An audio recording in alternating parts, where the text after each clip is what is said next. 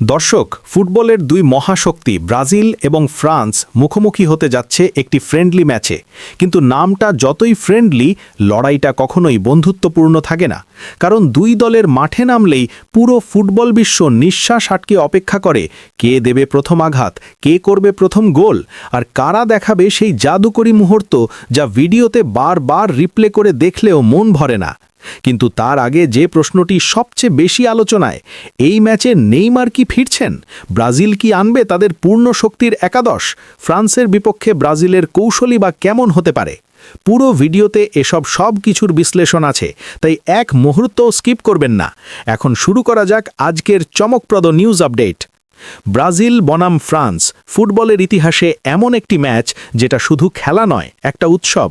তার উপর আন্তর্জাতিক বিরতির সময় হওয়া এই ফ্রেন্ডলি ম্যাচগুলো কখনোই শুধুই পরীক্ষা নিরীক্ষা নয়, এগুলো কোচদের জন্য ট্যাকটিক্যাল ল্যাবরেটরি, খেলোয়াড়দের জন্য নিজেদের প্রমাণ করার যুদ্ধক্ষেত্র, আর দর্শকদের জন্য পুরনো প্রতিদ্বন্দ্বিতার স্বাদ নেওয়ার সেরা মঞ্চ। ব্রাজিল তাদের স্বভাবসুলভ দ্রুতগতির অ্যাটাকিং ফুটবল তুলে ধরতে চাইবে, যেখানে উইং বেসড আক্রমণই বড় অস্ত্র। ফ্রান্স আবার খেলবে তাদের শক্তিশালী ডিফেন্সিভ স্ট্রাকচার ব্যবহার করে, সঙ্গে থাকবে তাদের সূক্ষ্ম কন্ঠা অ্যাটাকিং প্যাটার্ন। ফলে ম্যাচটি হবে নিছক একটি ভিডিও গেম লেভেলের শোডাউন। তবে ব্রাজিলের সম্ভাব্য একাদশ কি হতে পারে, চলুন এক ঝলকে দেখে নেওয়া যাক। প্রথমেই গোল পোস্টে ব্রাজিলের গোলকিপার পজিশন সবসময়ই হাই কোয়ালিটি অপশন দিয়ে ভরপুর। অ্যালিসন, এডারসন কিংবা নতুন তারকা বেন্তো, এই তিনজনই আন্তর্জাতিক মানদণ্ডে অসাধারণ। কে খেলবেন সেটা নির্ভর করবে কোচের কৌশলের উপর, তবে যেই খেলুক ব্রাজিলের পোস্ট থাকবে সুরক্ষিত। এরপর আসা যাক ডিফেন্সে। ব্রাজিলের রক্ষণভাগ দানিলো, গ্যাব্রিয়েল মাগালহেস, মার্কিনহোস এবং অ্যালেক্সান্দ্রোর মতো অভিজ্ঞ ও স্থিতিশীল খেলোয়াড়দের হাত ধরে দৃঢ়ভাবে দাঁড়িয়ে থাকবে। মাগালহেস ও মার্কিনহোস জুটি বর্তমানে ইউরোপের অন্যতম সেরা ব্রাজিলিয়ান ডিফেন্স জুটি, যারা ফ্রান্সের আক্রমণ থামাতে গুরুত্বপূর্ণ ভূমিকা রাখবে। দানিলো দেবে রাইট ফ্ল্যাঙ্ক থেকে স্থিরতা, আর সান্দ্রো তার অভিজ্ঞতায় বাম দিক সামলাবেন। মিডফিল্ড ব্রাজিলের প্রাণ। এখানে আছেন ক্যাসেমিরো, একজন প্রাকৃতিক ডিফেন্সিভ মিডফিল্ডার যার অভিজ্ঞতা যে কোনো বড় ম্যাচে অমূল্য।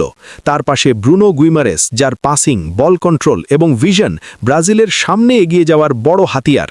আর লুকাস পাকেতা, যিনি যে কোনো মুহূর্তে ম্যাচের গতিপথ বদলে দিতে পারেন তার স্কিল, প্রেসিং এবং আক্রমণ তৈরির দক্ষতায়। এই মিডফিল্ড তিনে ব্রাজিল গড়ে তোলে ব্যালেন্সড ও শক্তিশালী কোর। অ্যাটাকিং লাইনআপই মূল আলোচনার কেন্দ্রবিন্দু। ভিনিসিয়াস জুনিয়র বাম দিকের জাদুকর, ডান দিকে রদ্রিগো, যিনি যে কোনো ডিফেন্স ভেঙে ফেলার মতো প্লেমেকিং সামর্থ্য রাখেন। সামনে রিচার্লিসন বা জুয়াও পেড্রো, যাদের একজন খেললে ব্রাজিল পায় বক্সের ভেতরে শক্তিশালী প্রেজেন্স।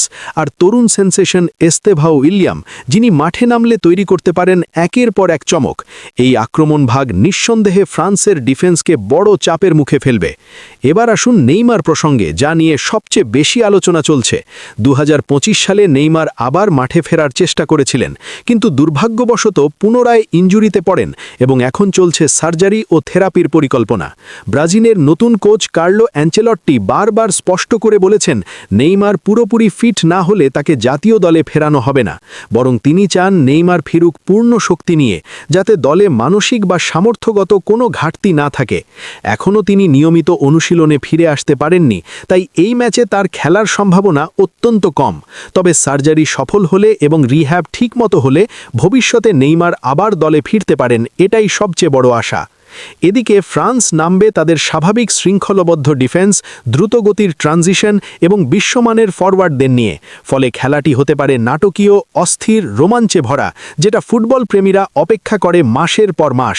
শেষ প্রশ্ন, আপনারা কি মনে করেন, ব্রাজিল কি ফ্রান্সকে হারাতে পারবে? নেইমার ছাড়াই কি ব্রাজিল নিজেদের সেরাটা দেখাতে পারবে? কমেন্টে আপনার মতামত জানিয়ে দিন, কারণ আমরা জানতে চাই ফুটবল ভক্তদের হৃদয়ে কোন দলটা বেশি জায়গা করে নিয়েছে।